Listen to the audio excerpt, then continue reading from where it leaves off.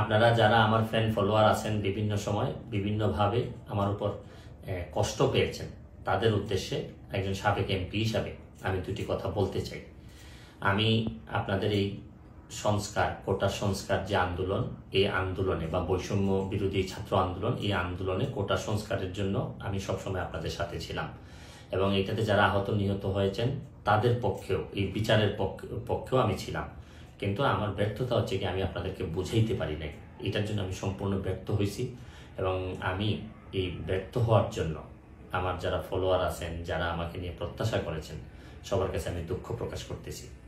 আমি আপনাদেরকে আরেকটি কথা বলতে চাই। এখন যে কাঠামোগত সংস্কার আপনারা চাচ্ছেন, দেখেন এই সংস্কারের জন্য আমি বহু বছর আগে থেকেই কাজ করে যাচ্ছি।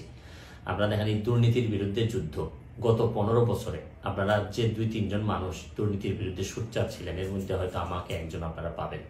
আপনারা জানেন যে আমি এস আলমের বিরুদ্ধে নিজে বাদী হয়ে মামলা করছি টাকা পাচারের জন্য।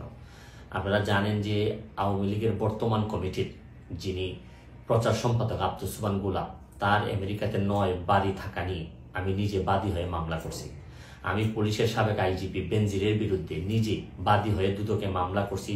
মহান সংসদে আমি তার বিরুদ্ধে বক্তব্য দিছি। মতিউর যে কর কমিশনার মতিউরের বিরুদ্ধে আমি মামলা করছি। আমি সালাম মুর্শিদির বাড়ির নিয়ে মামলা করছি। আমি সালাউদ্দিন, কাজী সালাউদ্দিন যে ফুটবলের দুর্নীতি নিয়ে আমি কথা বলছি।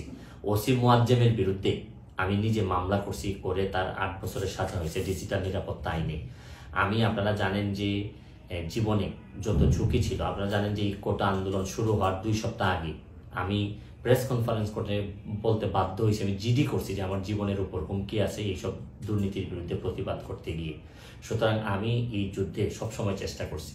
এখন আপনারা যারা যে যুদ্ধ শুরু করছেন, ছাত্র জনতার নেতৃত্বে যে যুদ্ধ, এই যুদ্ধে আমি মনে করি যে দুর্নীতির বিরুদ্ধে যুদ্ধ, এই যুদ্ধে আমি আপনাদের সবসময় আমি আপনাদেরকে দোয়া করি যে আমি যতদিন আসি চেষ্টা করে যাব দুর্নীতির বিরুদ্ধে এই যে যুদ্ধ, এই যুদ্ধে সবসময় শরীক থাকা আমার জায়গা থেকে আমি চেষ্টা করব। এই বলে আজকের মতো বিদায় নিচ্ছি। ভালো থাকুক আমার বাংলাদেশ, ভালো থাকুন সবাই। ধন্যবাদ।